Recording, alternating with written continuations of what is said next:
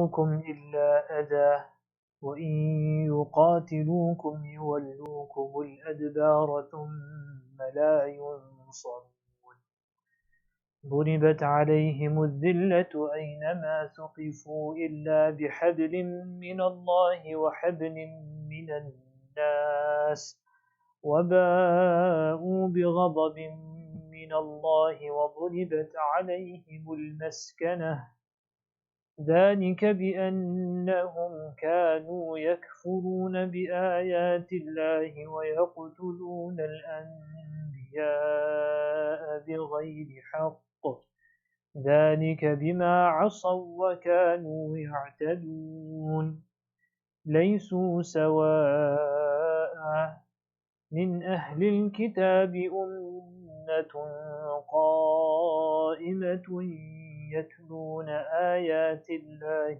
آنَاءَ اللَّيْلِ وَهُمْ يَسْجُدُونَ يُؤْمِنُونَ بِاللَّهِ وَالْيَوْمِ الْآخِرِ وَيَأْمُرُونَ بِالْمَعْرُوفِ وَيَنْهَوْنَ عَنِ الْمُنكَرِ وَيُسَارِعُونَ فِي الْخَيْرَاتِ وَأُولَئِكَ مِنَ الصَّالِحِينَ وَمَا يَفْعَلُوا مِنْ خَيْرٍ فَلَنْ يُكْفَرُوهُ وَاللَّهُ عَلِيمٌ بِالْمُتَّقِينَ. صدق الله العظيم.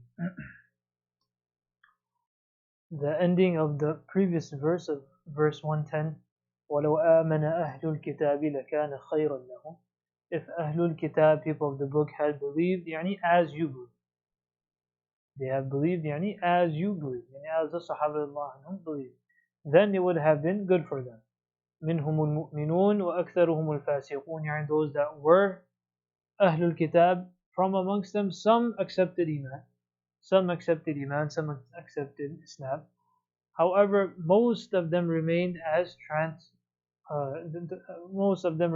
those that stayed as fusaq against the commands of Allah subhanahu wa ta'ala.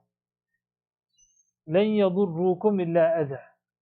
That the reality is that Ahlul Kitab, or any of those that disbelieve, they will not harm you, they cannot harm you, they cannot inflict any harm upon believers, إِلَّا أَذًى, except a slight hurt.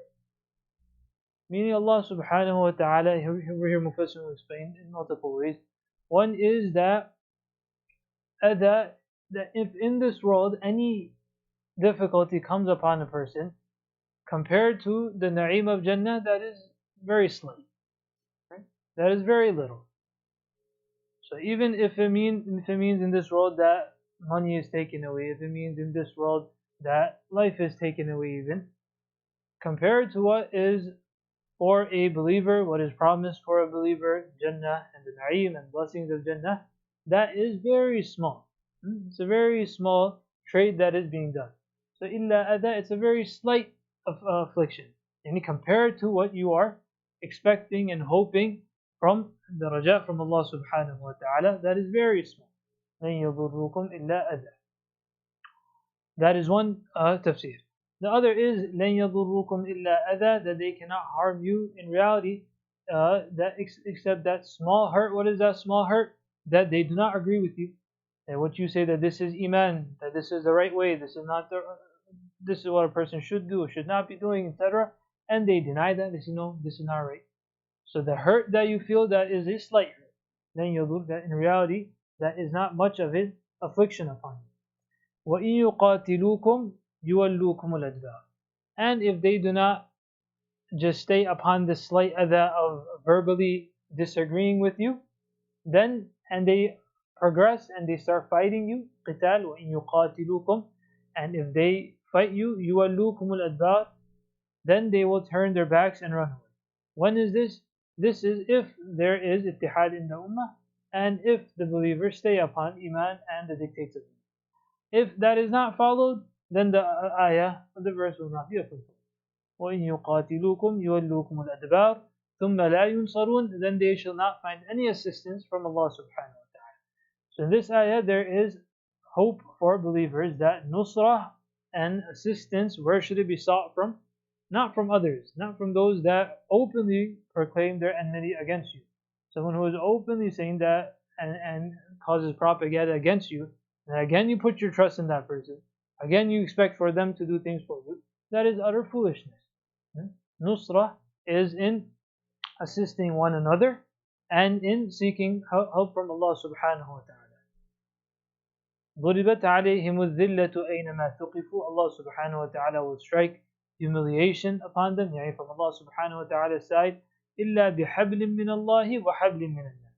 Except if someone gives them rope, that if someone allows for them, someone else opens their doors to them, then for this temporary assistance that they receive from others, then that is it. وَبَاءُوا بِغَضَبٍ مِّنَ اللَّهِ. And what will happen at the day of judgment? That as far as their akhirah is concerned, that they will attract a ghadab, the anger of Allah subhanahu wa ta'ala, adab from Allah subhanahu wa ta'ala. وَضُرِبَتْ عَلَيْهِمُ الْمَسْكَنَةِ. And Allah subhanahu wa ta'ala will strike them with poverty. وَضُرِبَتْ عَلَيْهِمُ الْمَسْكَنَةِ. Why is it so? ذَلِكَ بِأَنَّهُمْ. That is because they disbelieve in the ayat of Allah subhanahu wa ta'ala. They killed the Anbiya al-Muslimin and the Yahud, they killed the Anbiya alayhi salatu wasalam. ذَلِكَ بِمَا عَصَوْا وَكَانُوا يَعْتَدُونَ. That is because of their isyan and transgression. لَيْسُوا سَوَاءً. The Quran Kareem says that they are not all the same. This is the judgment of the Quran Kareem. لَيْسُوا سَوَاءً.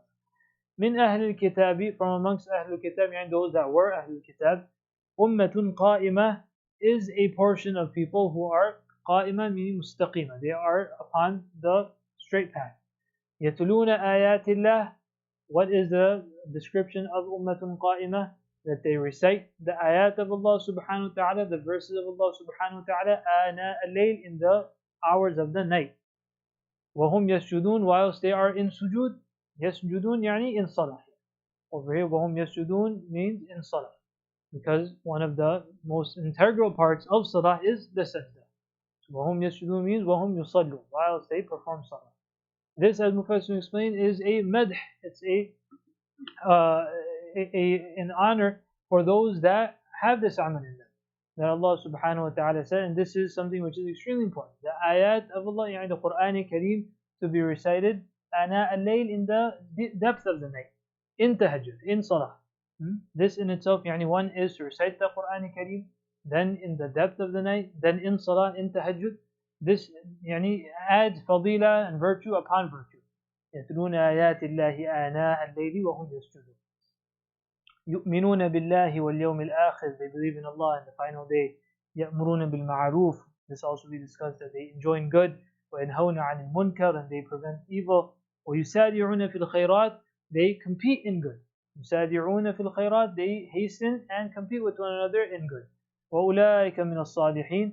These are the people who can call themselves righteous. So righteous in piety, as the Quran in this ayah is saying, is not only that a person sits by himself in a corner and does his tasbih, and the rest of the world, whatever they want to do, they do. يُؤْمِنُونَ بِاللَّهِ وَالْيَوْمِ الْآخِرِ وَيَأْمُرُونَ بِالْمَعْرُوفِ. They are also part of the ummah. They also enjoin others towards good, and they also prevent others from doing wrong. So it's not that the person says that I will do whatever I want, whatever the rest of the world, they can do whatever they want to do. As long as my salah is intact, as long as my soul and my dhikr and my tilawah. Because the reality is that if a person continues neglecting what is around him, the shar and evil will come to him as well. And you do it for yourself.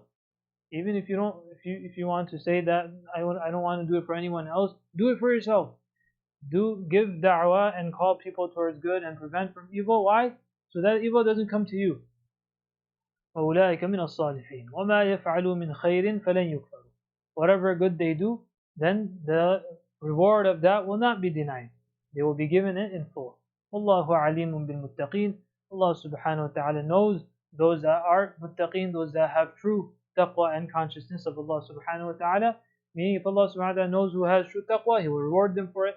That if a person says that I am muttaqi as a claim, then Allah subhanahu wa ta'ala knows what the truth is. May dua that Allah subhanahu wa ta'ala give us the sifat of believers.